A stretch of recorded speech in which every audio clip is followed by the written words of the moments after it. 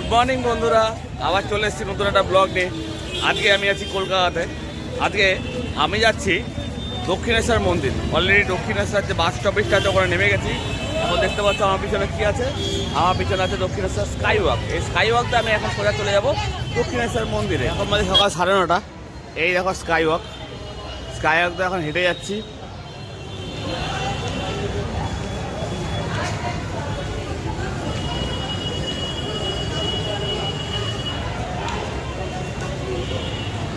অনেক দিন কিন্তু এই স্কাই ওয়াকটা ওপেন হয়েছে। আমি কিন্তু এতদিনে ফার্স্ট টাইম এই স্কাই ওয়াকে আসলাম।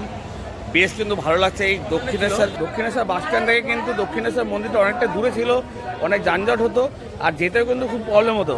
এই স্কাই ওয়াক হওয়াতে কিন্তু খুবই ইজিলি দক্ষিণেশ্বর যে বাস স্টপেজ আছে বা মেট্রো স্টপেজ সেখান থেকে কিন্তু ইজিলি চলে যাওয়া যাবে দক্ষিণেশ্বর মন্দির।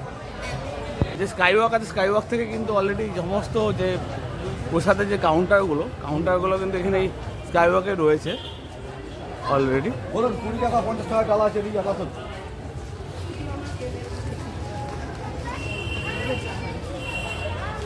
দক্ষিণেশ্বর মন্দিরের মেন গেট।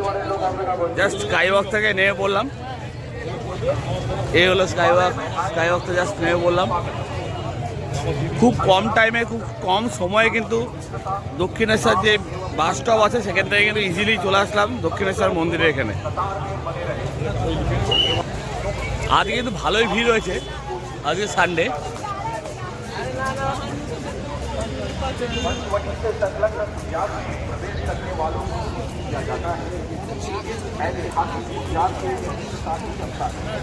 যেখানে পুজোর ডালা পাওয়া যায় মন্দিরের ভিতরে, সেখানে চলে যাব। সেখান থেকে ডালা নিয়ে নেবো, ডালা নিয়ে মন্দিরে প্রবেশ করবো। ডিপোজিট কাউন্টার, যেখানে মোবাইল, ক্যামেরা, পার সমস্ত কিছু ডিপোজিট করা যায়। দেখতে পাচ্ছি কি বিশাল ভিড় হয়েছে। এই হলো মেনলি মন্দিরের ভিতরে যে ডালার যে কাউন্টারগুলো আছে, এই ডালার কাউন্টার দেখতে পাচ্ছ। তো এখানে আমি আসলাম, এখান থেকে ডালা নিয়ে নেবো, আর সঙ্গে জুতো, মোবাইল যা যা আছে সমস্ত কিছু কিন্তু এখানে রেখে দেবো।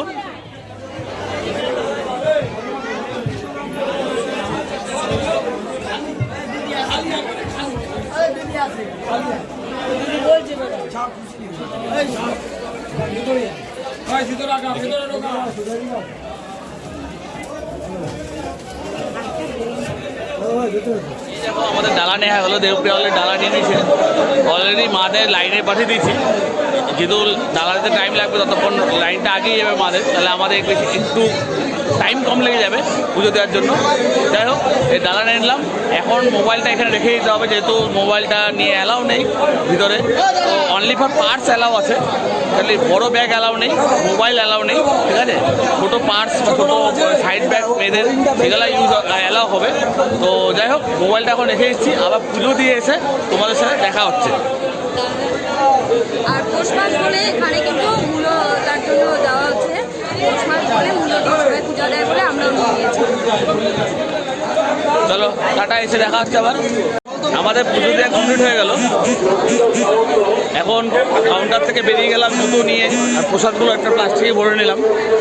তো এখন যেহেতু তোমার মন্দিরে মোবাইলের প্রবেশ ছিল না, তার জন্য ভিডিও করতে পারিনি। যা প্রচণ্ড পরিমাণে ভিড় হয়েছে। যাই হোক, তাও 9:30টার সময় ঢুকেছিলাম পুজো দিতে, এখন বাজে 11:15। তো মোটামুটি যেই পরিমাণে ভিড় হয়েছে সেই পরিমাণে কিন্তু টাইম লাগেনি। তো সিস্টেমটা খুবই ভালো, খুব দ্রুত পরিমাণে লাইন আগাচ্ছিল। 2-3-4টে লাইন দিয়ে ডিভাইড করে পুজোটা হচ্ছিল, তার জন্য প্রবলেম হয়নি। খুব ইজিলি আমরা পুজো দিয়ে বেরিয়ে গেলাম।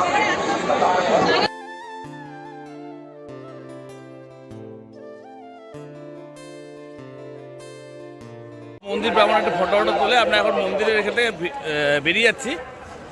একটা জিনিস লক্ষ্য করলাম, এখানে কিন্তু সিস্টেমটা খুব সুন্দর। যতই ভিড় হোক না কেন, খুব ইজিলি, খুব তাড়াতাড়ি কিন্তু লাইনটা এগিয়ে যাচ্ছে। 4-5টা লাইন কন্টিনিউ মুভ করছে, করার সাথে সাথে কিন্তু পুজোটা খুব ইজিলি তাড়াতাড়ি হয়ে যাচ্ছে। আর এখানে যেহেতু মোবাইল অ্যালাউ নেই, সেই জন্য কিন্তু এখানে মোবাইল, নর্মাল ছোটো ব্যাগ, পার্স অ্যালাউ আছে, বাট কিন্তু বড় ব্যাগ বা মোবাইল অ্যালাউ নেই। মোবাইল রাখার জন্য কিন্তু অনেক কাউন্টার রয়েছে। আপনারা ইজিলি যদি কখনো আসেন, ইজিলি যে কোনো কাউন্টারে মোবাইল রেখে দেবেন। তাছাড়াও মন্দিরে ঢুকে ডান দিকে যে ডালার কাউন্টারটা আছে সেখানে কিন্তু আমরা ওখানে ডালাও নিয়েছিলাম, তার সাথে মোবাইল প্লাস আপনার জুতো রেখেছিলাম। তার জন্য টোকেন দেয়, আবার টোকেন দিয়ে আবার নিয়মিত আবার যখন আমি আসবো ডালার সাথে ডালাটা ঝুড়িটা জমা দেবো, তার সাথে সাথে টোকন দেখিয়ে আবার জুতো মোবাইল নিয়ে নেবো। সিস্টেম খুবই ভালো এদিককারও। তাছাড়াও অনেক ছোটো ছোটো কাউন্টার রয়েছে যেখানে আপনি আলাদাভাবে মোবাইল ব্যাগ রাখতে পারবেন। সেটা হয়তো পেড, আর কিছু মন্দিরে আছে সেটা বিশাল লাইন, সেটা নন পেড হয়তো। তো আমি নন পেডে রাখিনি, আর পেডেরটা দেখলাম। যাই হোক, তারপরে ছুটির দিন কোনো একটা অমাবস্যা আছে, তার জন্য ভিড়টাও প্রচণ্ড। যাই হোক, সেই হিসাবে আমরা মোটামুটি 12:30 থেকে 15-10টার দিকে লাইন দিয়েছিলাম। 11:15 পুজো কমপ্লিট হয়ে গেছে। এখন বাজে প্রায় 11:30। আমরা মন্দির থেকে বেরিয়ে যাচ্ছি। সামনে দেখি আদ্যাপীঠে যাওয়ার ইচ্ছা আছে, আদ্যাপীঠে গিয়ে তোমাদেরকে আবার দেখাচ্ছি। মন্দির থেকে জাস্ট বেরিয়েই বাঁদিকে যে রাস্তাটা যায়, সেই বাঁদিকে রাস্তার মোড়ে কিন্তু মোটামুটি 1 মিনিট হেঁটেই ওখানে টোটো স্ট্যান্ড পেয়ে যাবে আদ্যাপীঠ যাওয়ার। ওখান থেকে আমরা টোটোতে উঠে বললাম। আদ্যাপীঠ যাওয়ার এখান থেকে ভাড়া পার হেড 10 টাকা।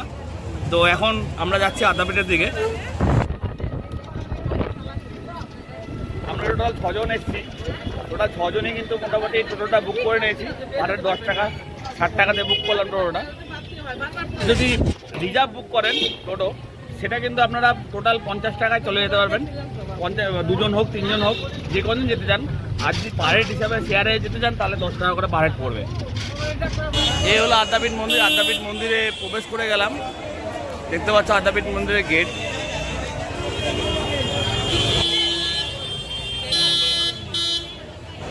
এইখানে কিন্তু বিশাল লাইন। তো লাইনে তো আমরা দাঁড়াবো না অ্যাকচুয়ালি, আমার মা কাকিমারা বললো। তো এক জায়গায় পুজো দিলে আর এক জায়গায় পুজো দিতে হয় না, তার জন্য আর আদ্যাপীঠে পুজো দিব না।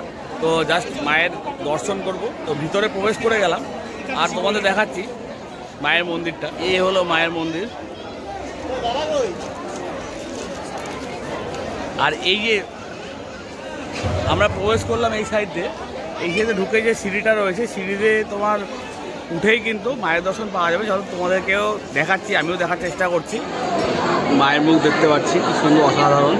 12টার সময় গেট বন্ধ হয়ে যায়। তোমাদের জুম করে দেখাই, কি অসাধারণ লাগছে। ঠিক মায়ের মূর্তির উপরে রয়েছে রাধাকৃষ্ণ, তার নিচে রয়েছে রামকৃষ্ণ। অসাধারণ।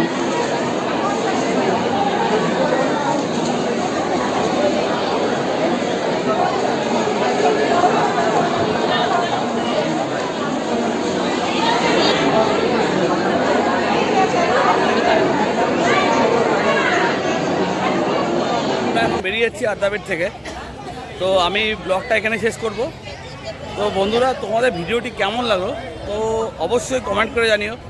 ভালো লাগলে লাইক এবং সাবস্ক্রাইব অবশ্যই করবে। আবার আসছি নতুন একটা ব্লগ নিয়ে। আজকের মতো টাটা।